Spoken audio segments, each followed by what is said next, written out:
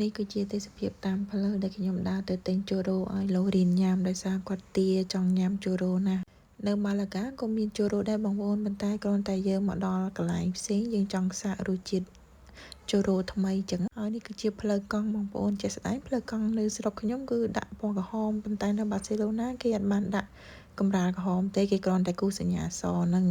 ហើយជាក់ស្ដែងផាកនេះគឺយើងដើរកាត់ពីព្រឹកព្រលឹមគឺស្រស់ស្រាយបងប្អូនដោយសារព្រឹកឡើងត្រូវហោះត្រឡប់ពីបាសេឡូណាមកម៉ាឡាកាវិញអញ្ចឹងទៅក៏ឡើងមកទិញជូរ៉ូឲ្យកូនញ៉ាំមុននឹងត្រឡប់ទៅវិញ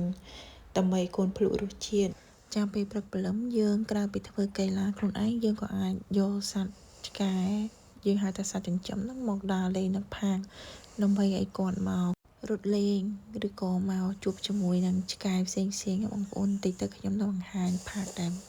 គេដាក់ឆ្កែដើម្បីឲ្យគាត់បានលេងជុំគ្នាជាមួយមិត្តភ័ក្តិនិយាយអញ្ចឹងគឺរៀងចម្លែកតិចដោយសារនៅស្រុកខ្មែរយើងបើផាកសម្រាប់មនុស្សមានប៉ុន្តែបើសម្រាប់សត្វគឺអត់មានទេបងប្អូនគឺគាត់ដើរជាមួយយើង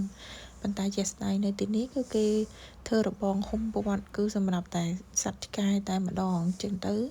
ម្ចាស់គាត់អាចយកមកលេងជុំគ្នារត់ជុំគ្នាបលែងគ្នាបានហើយគឺ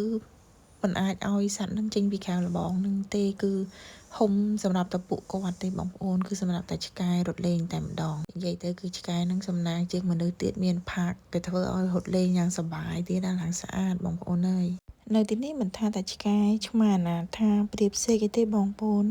សត្វអីក៏គេថែគេឲ្យចំណីដែរនិយាយខ្ញុំចង់នាំបងប្អូនមកមើលផ្សារអូរឫស្សីនៅក្នុងបាសេឡូណាម្ដងហើយអាគារនេះបងប្អូនមិនមែនមីស៊ីលអីទេគឺជា office ទេបងប្អូនហើយនិយាយខ្ញុំចង់នាំបងប្អូនមកមើលផ្សារអូរឫស្សីហេតុអីបានខ្ញុំចេះហៅផ្សារអូរឫស្សីបងប្អូនគឺការរៀបចំនិងរបៀបនៃការរៀបចំនិងលក់នៅក្នុងផ្សារហ្នឹងគឺស្តៀងផ្សារអូរឫស្សីដែរបងប្អូនអញ្ចឹងតោះចូលមកមើលទាំងអស់គ្នាហេតុអីបានខ្ញុំហៅថាផ្សារហ្នឹងផ្សារអូរឫស្សីបងប្អូនហើយថ្ងៃហ្នឹងម៉ាក់ឡូរីននាំបងប្អូនមកមើលផ្ទាល់តែម្ដងដោយសារ BA ហ្នឹងគឺឈឺហើយនៅសល់តែម៉ាក់ BA ទេណានេះគឺជាទស្សនវិជ្ជាផ្សាយបងប្អូននិយាយទៅអូយខ្ញុំឃើញគេលក់នឹកឃើញផ្សារអូរស័យស្រុកខ្មែរបដ ாய்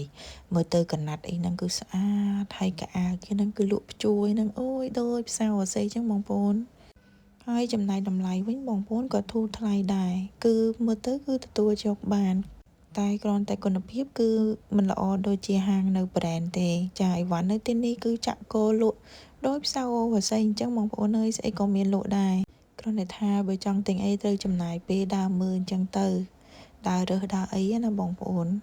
ប៉ុន្តែស្អីក៏មានលក់សពដែរតាំងពីថូផ្កាគ្រឿងប្រើប្រាស់ក្នុងផ្ទះកណាត់ខោអាវផ្សារហ្នឹងវាមានជាន់លើនិងជាន់ក្រោមហើយវាមានលក់តាម